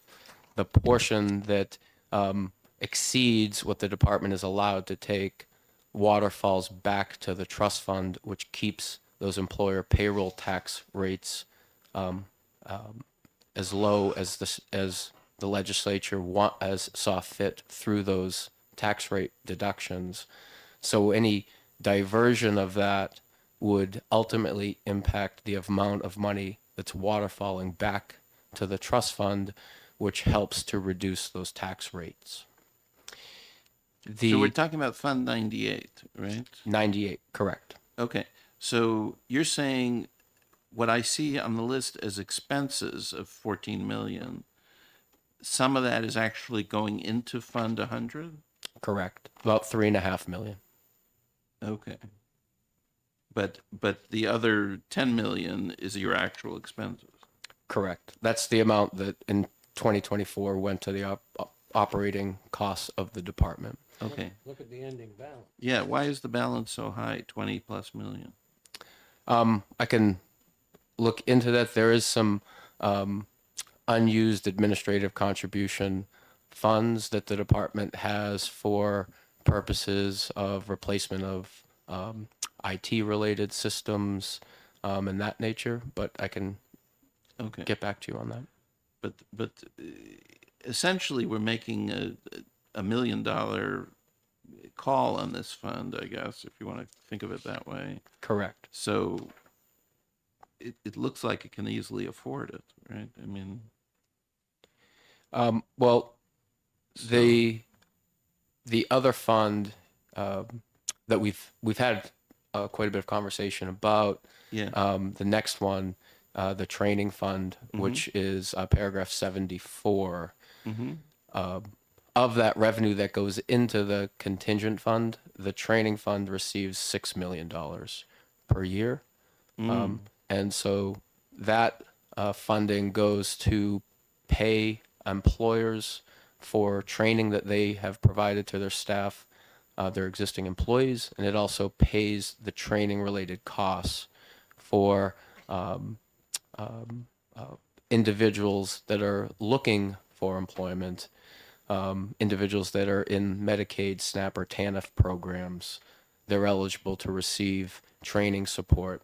So that $6 million training fund in paragraph 74 supports those efforts. It also supports a community college system program. I understand. And then there's a portion of that, the unused portion of that also waterfalls back to the Unemployment Compensation Trust Fund. Okay. So, but the training fund, its revenue has varied widely year to year, right? 21, 7.6 million, 22, 1 million, 23, 2 million, 24, 4 million. It does vary widely because the it's reflected of the change in the unemployment compensation tax rates of the employers and the number of employers as well, and the amount of employment. So they're paying, while your rate might not have changed very much from year to year, the number of employees you have or the number of employers in the state that are subject to the unemployment compensation tax, from which that is a portion of, that does change from year to year with the economic cycle. Right. And you say the revenue is going to be 6 million this coming year, right? For the training fund. For the training fund. Yeah, Or the fund- statute requires that 6 million of that annually is put towards the training fund, and any unused portion of that then waterfalls back to the trust fund. Sure. Is that statute changed? For the 6 million? Yeah. No, that was part of the change made by the legislature in 2019. Okay. So why is it on my page I don't see revenue 6 million, 6 million, 6 million like that? On the report of Yeah, and we can talk with the fiscal officer for the department, but the 74, paragraph 74 program, the training fund, right. is required by statute to receive that 6 million, and it's a portion of the dollars going into the contingent fund. So that 6 million then goes to those workforce related programs I described. Unused portion then goes back to the unemployment compensation trust fund. Last year, that unused amount was about $800,000. Okay. All right. And then your last, Representative Weiler, did you want to ask? The description you had on Fund 98 of all this waterfalling, none of it's on that page. I wonder why. Yeah, and I know that was the 2024 amount that waterfalled back to the trust fund. But why wouldn't it be mentioned? Didn't it happen in other years? There's always an amount that waterfalls back since wouldn't- 2019. Yeah, that should be mentioned to give us a it's complete not very. picture. It's not very. It doesn't tell us all much these other detail. details, and Yeah, it yeah. seems, it just shows us an ending balance of 23,516,780, which would seem to be available for something else if we decided, and then you're telling us it's going here, there, and everywhere. None of that's described. Right. And again, we can certainly respond back to that particular question, Representative. Right. And then your last two are 374 and 375. Is that Yeah, right? so those are fairly new dedicated funds. Those are associated with the New Hampshire Paid Family Medical Leave Program. So they essentially stabilize. 116. They essentially stabilize the individual premium for individual workers who are unable to get that coverage through their employer, but choose to purchase that coverage on their own. The statute limited the premium to $5 a week for those individuals, and the legislature created the stabilization fund to guard against increases in that rate. And so if the carrier currently, which is MetLife, if the carrier is able to establish the need to tap into that stabilization fund, which is it's essentially the insurance premiums from the policies written under the Paid Family Medical Leave Program. Great. It can tap into that if it demonstrates, based upon what's in statute and contract, that they need to tap into that money in order to keep the rate for individuals at the $5 or no more than the $5. Zero money on both pages. I think because it's new. Do you know what the current revenue and balances is? I will get that for you. Okay. To date, MetLife has not requested Any money those from- dollars, I but got you. again, we are just started year 3 of the program. Sure. And how many participants do you know? Currently, we're at about 23,000 or 23,000 workers in the state. 8,000 to 9,000 of them are executive branch employees who have the coverage from the state as a paid benefit. And then about 13,000 workers have it available through their employer that purchases coverage and provides that benefit to their employees. And then we have about just under 1,500 individuals that have purchased that coverage on their own. Okay. And the number of workers in the state is 500,000 or? It is up around 700,000. Gotcha. Okay.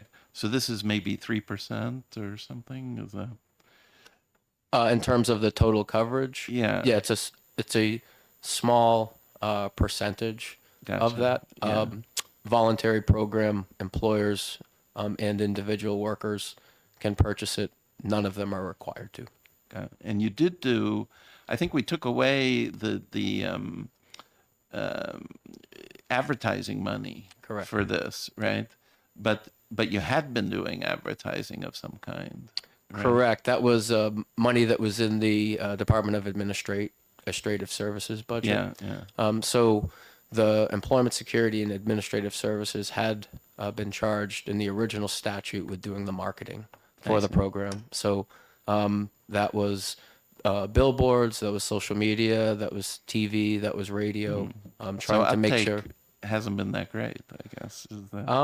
Well, not knowing from an insurance perspective what the uptake should have been, and listening to Sure. Commissioner Betancourt and talking with other carriers and seeing the experience of other carriers with new products, his opinion is that it has exceeded expectations for a new voluntary product to have over 20,000 lives insured after 2 full years of operation. Gotcha. Okay. Very good. Thank you. Anything else? No. Representative Wiley. Yeah. I'm curious if you may know this number. So based upon our population and the number of insurance carriers, are we doing better than some states? Are we doing worse than many? I'm wondering if the way we set the assessments has driven any insurance company away. In terms of the availability of paid family medical leave insurance? No, just not specifically this program, but all insurance programs. Since this is a self-funded organization, and you assess the insurance companies that you deal with. If you were over-assessing them, they'd leave the state. Yeah, for the insurance companies, I can't speak to that. We're not involved in Well, that. I wondered if you knew the relative numbers from state to state of insurance companies that are operating in So- states relative to the size of New Hampshire. My understanding is workman's comp in New Hampshire is like the third best in the country or something like that, right? And we, the Department of Labor administers workers' comp, so we don't have.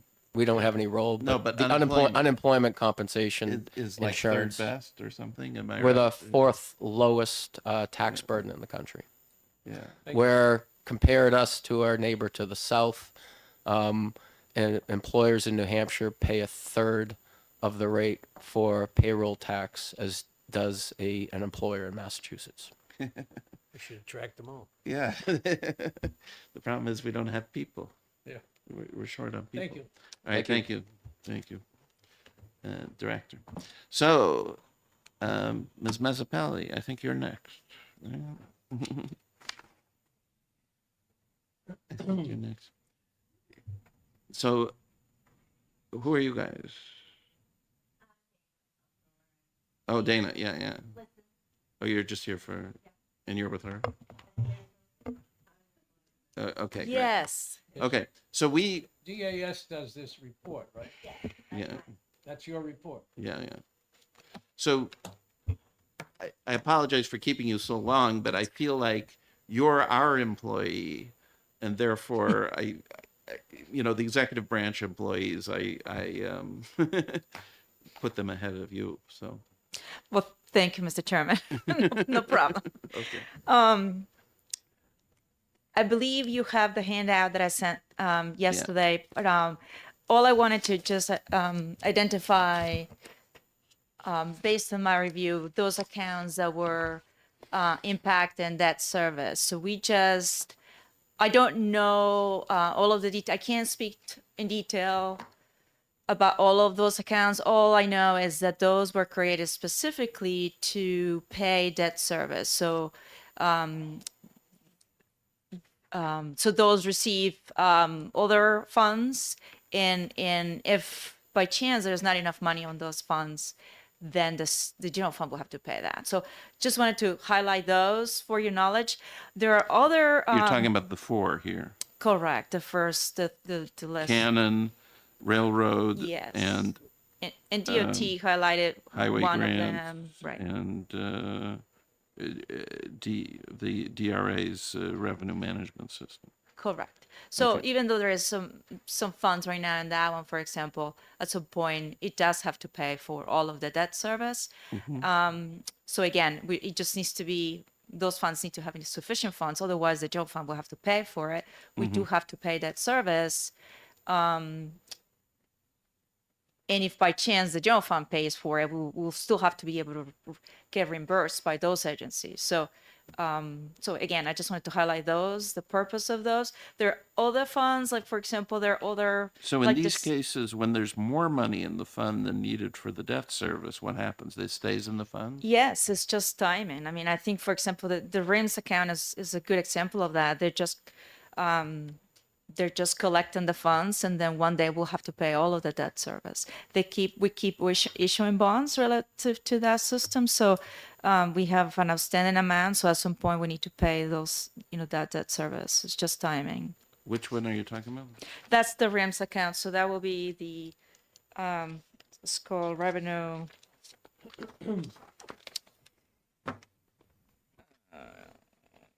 Yes, Revenue Information Management System account. So that's the subparagraph 337. Yeah, used we in have my a letter. we have a letter from Commissioner Stepp saying that they have enough money in this account, they think. Right. I know they do have more than what's budget for this year, right? So again, just highlighting, I don't know the amount, how much money, do you want to see here? I don't know how much money those funds have right now. All I'm saying is those were created specifically to pay debt service. I understand. That's all. Okay. And then the letter I share is just I highlighted the revenue stabilization account because it's not exempted. I wanted to just point it out. It does receive revenue when there are settlements. Funds go into the rainy day fund. So taking an assessment from that money may not be beneficial to the state. Okay, I understand. So along those lines, I wanted to just point out some of those funds listed in RSA 612 that are not exempted. Like, for example, the lot list, the Lottery Commission, Fish and Game Department. So I imagine the intent was not to charge 5% of the revenue they collect, but I just want to point out those subparagraphs were not in the list of exemptions. So I just wanted to clarify, and if you did not intend to charge 5% to those, we could provide you a list, because though I think there's a list of exemptions from reporting that you're not going to see in the spreadsheet and the list that you receive from the LBA, but they're still in the law. So I just wanted to point that out as well. Are you saying the funds are not in this? Correct. In this summary? Correct, because they don't report as part of the dedicated fund reporting, Fish and Game as a department, the Lottery Commission, and Liquor, I believe. They don't. Highway, they all were exempted from that book. They're reported in the I see what you're saying. They're reporting, but they're not. But they have House Bill a 2 612. Correct, and House Bill 2 is not exempting them. Gotcha. Okay. All right. So these are the big ones, right? So Correct. we're talking about Fish and Game, Highway, Lottery, Highway. Liquor. I got to think that when LBA told us we're collecting 15 million a year from these things, they did not include these, right? I would They did assume. not, but I just want to make sure they're not. So unfortunately, because House Bill 2 is not clear on that. Right. It could. That's what we're trying to clarify. Yeah. With you. Okay, I get it. Okay.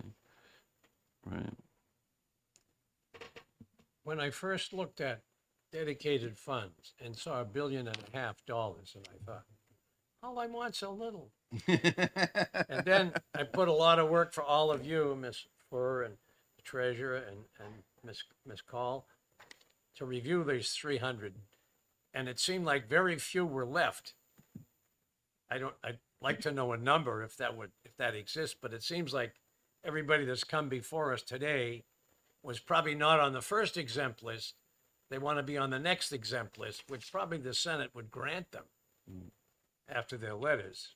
Well, the Senate is doing it possibly in a smarter way. Well, the which Senate's is- just sent it all to the governor and let her fight it all. Yeah, right. And by the time we get through, I don't even think we'll have 16 million.